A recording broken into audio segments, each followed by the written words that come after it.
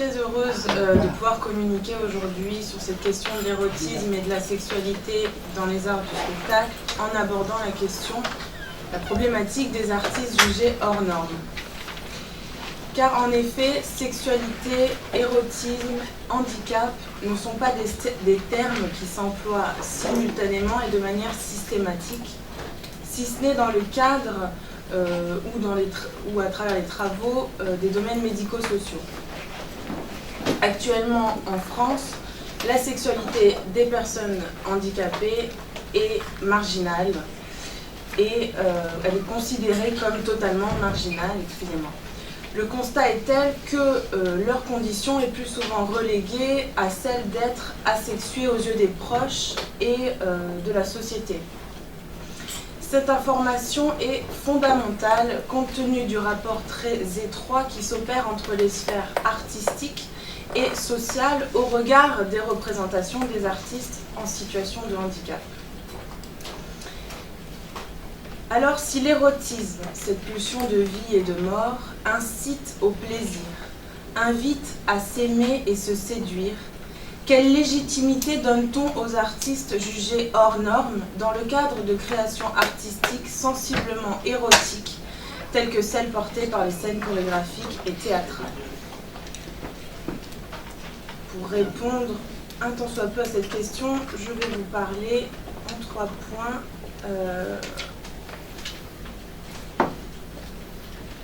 du handicap. Alors le handicap est représentatif d'un état de dominé, d'être en demande, de par les difficultés liées à l'autonomie et la différence visible ou palpable qu'engendrent certaines de ces situations. Il y a une division qui se fait sentir entre le monde des valides et le monde du handicap. La méconnaissance, les peurs, les fantasmes associés à la notion même de sexualité sont autant de facteurs qui nuisent et font obstacle à l'ouverture des débats sur la sexualité. Un sondage réalisé en 2006 pour l'Association des paralysés de France par l'IFOP, l'Institut français d'opinion publique, montre que 60% de Français pensent que les personnes en situation de handicap n'ont aucune sexualité. Ces données nous permettent de comprendre que cette situation de singularité a des répercussions dans le domaine des arts du spectacle et dans la réception des mises en scène théâtrales et chorégraphiques de ces corporalités atypiques. En effet, lorsqu'il est question d'atteinte visible, corporelle ou de troubles mentaux, la légitimité de l'artiste dans un rôle de séducteur ou dans une chorégraphie sensuelle peut être mise à mal, car dans de nombreux cas, semble-t-il, la personne handicapée ne répond pas aux exigences des canons de beauté imposés par les dictats médiatiques ou sociaux. Il faut en effet avoir un esprit sain dans un corps sain. Il faut également entretenir son corps, avoir une vie saine et remédier chirurgicalement, s'il le faut, à tout défaut qui pourrait venir entraver notre beauté et de fait notre respectabilité. Dans ce contexte, le handicap est bien en marge et hors des normes imposées par ces dictats, outre les critères esthétiques, les rôles sociaux et les modèles de puissance normatifs. Ces faits ne sont pas si influents sur la scène artistique, la différence étant une force et un atout pour chaque artiste. Mais ils peuvent s'avérer exacts dès lors qu'il est question d'une certaine forme d'intimité. D'autant que la sexualité est une chose dont on ne parle pas, dont on parle peu ou mal. Le malaise qui émane de sa verbalisation, de sa pratique, vient de la difficulté à penser la sexualité des autres, celle de ses enfants, celle de ses parents, de ses ex-petits amis ou petits-amis, de ses collègues, etc., mais également de penser sa propre sexualité, en parler à son conjoint ou à sa compagne, par exemple, car c'est un sujet tabou. Et de cette non- ou mal-verbalisation résultent de nombreux malentendus et fantasmes. Afin d'étayer mon propos, je vous propose de porter notre attention sur un extrait vidéo d'une création artistique filmée qui s'intitule Your Girl de 2007, mis en scène par Alessandro Schiavoni, interprété par Chiara Bersani et Matteo Ramponi. C'est un spectacle qui s'appuie sur une étude de Madame Bovary de Flaubert et sur la transposition poétique du roman La Bovary c'est moi, écrit par Giovanni Giudici.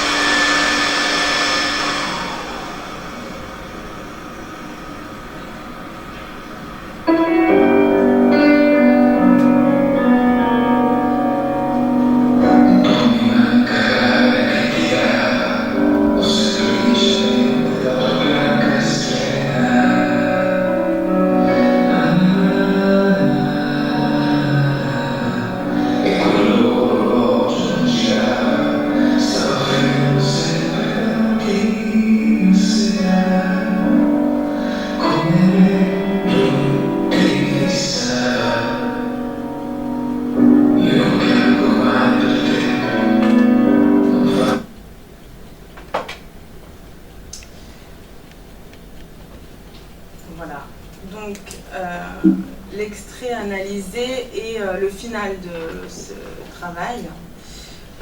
On constate donc qu'il ne fait pas mourir le personnage de Madame Bovary. Il offre cette dernière scène où le personnage masculin, objet du désir, s'unissant à elle, rompt avec la tragédie en offrant donc sur cette musique pop de Tiziano Ferro l'image d'un espoir, d'un désir atteignable ou non. Car en effet, cette pièce est fondée sur la question du désir. Le personnage de Madame Bovary est celui d'une femme rencontrant un certain succès chez la gente masculine. Cette force est selon moi symbolisée par l'accomplissement des gestes mécaniques de Chiara Bersani qui inlassablement, on n'a vu qu'un tout petit extrait, mais qui inlassablement aspire chaque vêtement dans l'aspirateur. C'est pourtant une personne insatisfaite, toujours en quête d'un bonheur conforme à ses espoirs. Et dans cette création, les artistes ont l'ascendant sur les personnages. Scaroni dira à ce propos, Madame Bovary interprète Chiara Bersani et non le contraire. Les corporalités de Chiara Bersani et de Matteo Romponi s'opposent sur la scène. Elle est une jeune femme de petite taille, elle est née avec une maladie génétique rare qui s'appelle l'ostéogenèse imparfaite, communément appelée la maladie des os de verre. Lui est un jeune homme assez grand que nous pourrions décrire comme ayant un physique sculptural, élancé, musclé. Et le contraste qui émane de ces deux corps, de ces deux personnes, ne se dissipe pas, selon moi, mais influe sur le contexte. Il balaie l'idée que la quête des sentiments ne puisse avoir lieu qu'entre personnes qui se ressemblent.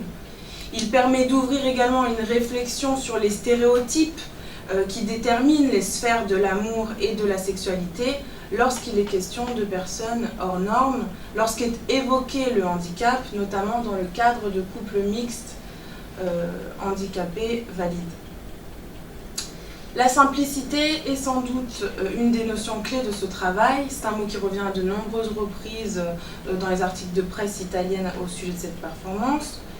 La scénographie, comme vous l'avez vu, est très épurée, les gestes se répètent dans un rythme lent. L'accent est mis sur la puissance des corps et la dimension érotique induite par la relation qu'entretiennent les protagonistes, mais également par celle de Madame Bovary aux objets. En effet, le fauteuil roulant manipulé par les deux protagonistes apparaît comme un personnage à part entière. Il évolue dans l'espace, son positionnement semble avoir une importance.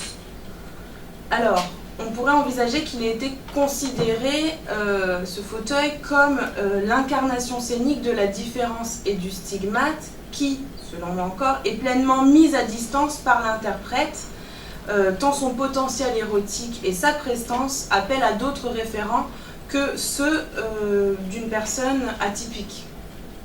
On pourrait également le concevoir comme étant un prolongement du personnage, une façon pour son partenaire de l'approcher de manière distincte avant cette scène où ils sont nus et collés. L'interaction également avec le bidon aspirateur est conséquente, c'est lui qui rythme les feuillages et qui connaît une action directe sur le corps de Chiara quand elle a ses cheveux qui s'envolent. Quant à la relation entretenue entre les deux personnages, elle trouve son apogée dans cette scène, dans une scène donc, de tendresse partagée et éprouvée à travers le geste assez délicat du jeune homme sur le visage de la jeune femme et le regard qu'elle lui porte. La démarche esthétique est exprimée à travers une forme donc d'opposition. Nous avons un homme, une femme, un homme grand, une femme petite, un homme dit valide, une femme dite handicapée, le vide et l'accumulation. Elle fait disparaître les vêtements, lui coud au début des chaussettes et il les expose sur un rideau, mais également par le biais de certains rapprochements au niveau des costumes qui sont de la même couleur, mais également ils se dévêtissent ensemble et connaissent une fusion ensemble à la fin. Cet a priori décalage entre l'esthétique d'un corps valide et celui d'un corps atypique est traduit différemment sur la scène et je trouve particulièrement dans ce travail. Au-delà des représentations de chacun, la rencontre esthétique entre des corporalités différentes dans le cadre de la mise en scène libère la dimension érotique. Eros, au sens étymologique du terme, est le dieu de l'amour et un amour qui réside en chaque être, en chaque protagoniste pour le coup. La relation à l'autre est donc érotique et est présentée dans ce cas dans un lieu de don et de réception, que ce soit donc entre eux, avec les objets ou avec le spectateur. La sensualité, la volupté et l'incarnation du désir envisagé à travers ces deux personnages se retrouvent dans une sorte de triangle des représentations composé des artistes présents, du metteur en scène chorégraphe et des spectateurs. Ces corps, ces corporalités atypiques, qui pourraient être également mutilées, difformes, renvoient à une autre idée de la beauté, imposent une nouvelle conception de ce qu'un corps est dans sa multiplicité. C'est pour cette raison que je voudrais maintenant aborder la question des fantasmes engendrés par le handicap, et notamment sur la scène pornographique. Les conduites réfractaires ou dubitatives engendrées par la mise en scène d'artistes hors normes dans le contexte de création à caractère érotique, sensuel ou sexuel peuvent être décrites dans un rapport de mise à distance. mise à distance de la personne handicapée pour ce qu'elle représente symboliquement pour soi. Henri-Jacques Sticker, à propos de l'infirmité, ou Pierre Ancet, à propos du corps différent, ont soulevé cette relation entre la souillure et la sainteté, le mal et le sacré. Survaloriser ou au contraire déconsidérer sont des bons moyens de mettre à distance une personne. En effet, l'artiste dans sa différence peut être soit totalement rejeté ou mis sur un piédestal. C'est une façon de ne pas s'en approcher ou de se déculpabiliser du sentiment du rejet, du dégoût ou de l'attirance et du fantasme qu'il peut produire. Les fantasmes qui entourent les personnes handicapées sont de plusieurs ordres, mais culturellement inscrits. Ils peuvent être en lien avec nos peurs les plus profondes, mais également le fruit de nos propres projections. De plus, le corps marqué physiquement est un corps visible et donc attirant. Les différences perceptibles dues à une maladie, un accident ou une malformation contribuent à la mise en évidence de ce dernier. Au XVIIIe et XIXe siècle, une volonté d'associer la différence à une forme anormale de l'existence humaine a été considérablement exploitée. Cette spectacularisation ou exhibition de l'altérité s'est produite, vous savez, de façon diverse, variée, dans des pays différents, sous l'attrait du divertissement, dans des foires, dans des cirques, des fêtes foraines, des théâtres, des musées ou autres lieux de représentation. On retrouve aussi ces formes de mise en scène de l'altérité physique dans les arts plastiques visuels, comme la peinture, la sculpture ou encore la photo. Dans le cadre de cette production photographique, les clichés pouvaient apparaître sous forme de cartes postales ou de cartes de vœux qu'on s'envoyait, représentant différentes personnes censées être plus extraordinaires et plus monstrueuses les unes que les autres. Alors, j'ai quelques exemples, des femmes à barbe, par exemple, comme Madame Myers, ici avec son mari, des personnes de petite taille, des nains, comme le célèbre Tom Pouce, ici lors de son mariage, mais également des personnes sans membres, inférieurs ou supérieurs, comme le célèbre Kobelkov, ici entouré de sa famille. Des personnes également pouvant avoir, alors je vais le dire très vulgairement, mais plusieurs membres, c'est un peu plus compliqué que ça, mais on va le dire comme ça, comme Madame Myrtle Corbin, qui connaît un dédoublement inférieur du corps. Donc là, elle est avec son mari et son enfant, et bien d'autres encore. Ces personnes étaient ainsi mises en scène dans un contexte familial, avec époux, épouse et enfants, et la question de la sexualité était mise en évidence, ainsi que la filiation. Ces images qui semblent anodines, nous présentant une famille, sont en réalité une référence à la difficulté d'accepter le désir potentiel envers un corps différent et qui nous renvoie tout à fait au champ de la sexualité. Il y a perturbation au sein de ce qui est habituellement le plus coutumier. Cette idée, analysée du point de vue psychanalytique par notre ami Freud et son inquiétante étrangeté, qu'il définit ainsi, sorte de l'effrayant qui se rattache aux choses connues depuis longtemps et de tout temps familières. Cette idée a aussi été reprise dans une étude de Simone Korf-Sauss. Dans son ouvrage « Figure du handicap », elle dit à ce sujet, et je cite, que le handicap rend visible ce qui devrait rester invisible et dévoile les spirales interactives entre regard, sexe et étrangeté.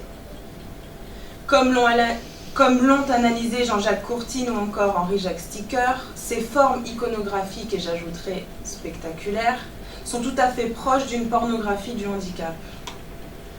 Dans un contexte contemporain, nous pourrions porter notre attention sur les travaux du sociologue Alain Giamy, qui s'est entre autres intéressé à la sexualité des personnes handicapées dans les institutions ou en ménage ordinaire, mais également des pratiques pornographiques en lien avec le handicap. Ces analyses Ces analyses mettent en évidence les représentations de personnes, principalement des femmes, mutilées ou amputées, dans des vidéos amateurs ou dans des documents fictionnels, BD, montage photo, virtuel, etc. Elles montrent en l'occurrence, et je vais citer Alain Giamy, que l'exhibition des mutilations et des cicatrices se suffit à elle-même pour inclure ces documents dans des contextes pornographiques. Alain Giamy a observé que ce qu'il nomme cette pornographie mutilée contemporaine, et qui se retrouve principalement sur Internet, propose 2 types de photos. Le premier avec des femmes tout habillées, où seules les cicatrices et l'amputation est mise en exergue. L'autre qui présente des femmes nues, mais qui insiste sur le parallèle entre les organes génitaux et les cicatrices et amputations. Dans les 2 cas, et c'est d'autant plus clair dans celui où les personnes sont vêtues, et je cite à nouveau, et je vais terminer là-dessus, on peut supposer que la cicatrice ou la mutilation remplace et font fonction d'organes génitaux et constitue le contenu sexuel de la représentation. Alors, juste pour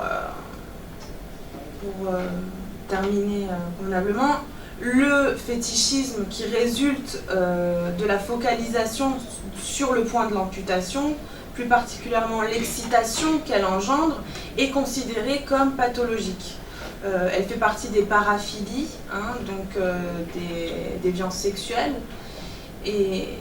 Mais la pornographie, dans le cas présent, est une piste intéressante car elle peut être sujette à un véritable rejet, tout comme le handicap,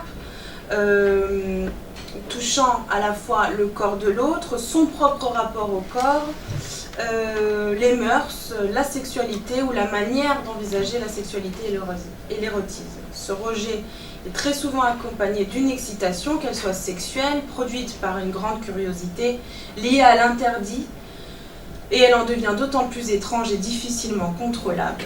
Le deuxième intérêt majeur de cette idée de la pornographie réside dans le questionnement des corps et leur potentiel suggestif lié à la mise en scène et le jeu de l'altérité qui émane de ces corps et de ces personnages mis en scène. Je vais m'arrêter là et donc, je vous remercie. Merci beaucoup.